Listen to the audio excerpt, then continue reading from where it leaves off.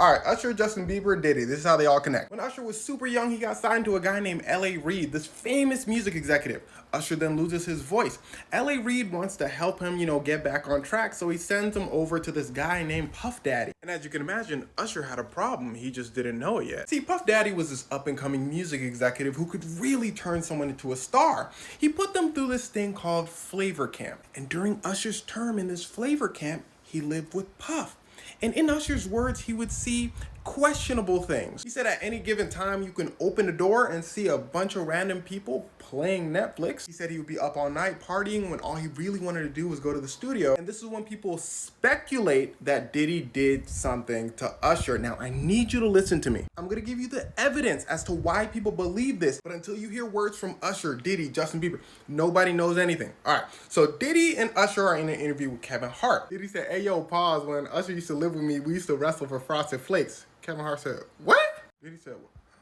And he grabs Kevin Hart and pulls him off camera because Kevin Hart doesn't have a filter. After Diddy's Flavor Camp, Usher comes out with an album called Usher. It has really explicit details about watching Netflix. Everybody's like, nah, this is uncomfortable. And people actually did not like the album because his young voice talking about those details really threw people off. And of course, the album was executively produced by Puff Daddy. His mom was like, yo, what the so she grabs Usher. You got former bodyguards coming out saying, yeah, Diddy was very inappropriate with Usher. There's a rumor that Usher got sent to the hospital because of an encounter with Diddy. In fact, rumors have been circulating for like 20 years about this situation. Which brings us to Usher and Justin Bieber. See, Justin Bieber was coming up in the same way Usher was, like when he was super young. L.A. Reid again found Justin Bieber.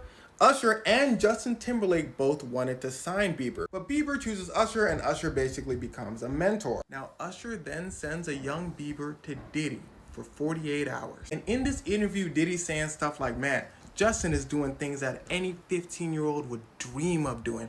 And the thing that's always kind of annoyed me about Diddy personally is he's always towing this imaginary line in interviews. Because of his ego, he has been snitching on himself in interviews. If you listen, he'll say something like, Justin be having a really good time with me. If no one acknowledges it, he'll be like, I can't say too much.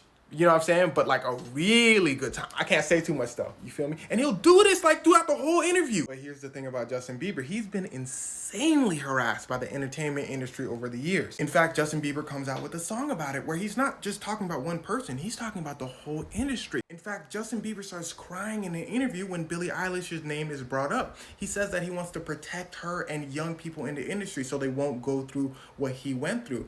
And here's where it gets very wicked. Something you gotta understand is the music industry is known for being very wicked. We just talked about Billie Eilish, right? Well, somebody got to her too. She eventually tells her brother and her brother gets the person fired. We talking about Billie Eilish. Matter of fact, Taylor Swift even came out and said something happened to her too. And I need you to think about that for a second. If the industry has the audacity to do something like this to a Taylor Swift who had powerful parents, a bona fide star at the time, this is just culture at that point. What do you think they're doing to people who aren't famous? So back to these three. Usher deletes his social media for a day because people are going in on him about him sending Justin Bieber to Diddy. People are saying, for all the things that you went through, Usher, why would you send Justin over? And here's what I want to say. Celebrities are human beings, and human beings are complicated. So maybe it's not as simple as Usher bad because he sent Justin to Diddy. My whole life, I've witnessed the insane things that Diddy has gotten away with in an industry, in a world that allows billionaire music executives to do whatever they want. If you don't know what this is about, look in the comments. So it's probably a little difficult to go against someone like that, especially if you have allegedly been groomed by them. Or Usher could be just as wicked as Diddy. Point is, I have no idea, and I know you don't either. But from what all I know about Diddy, if I had to guess,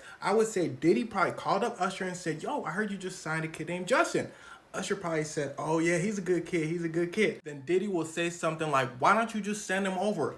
You know I'm gonna get to him anyway. Send him over, bro, ha ha ha ha ha. That's how he worked. But again, that's just my guess. Either way, in the next coming months, we're gonna find more about the Diddy situation.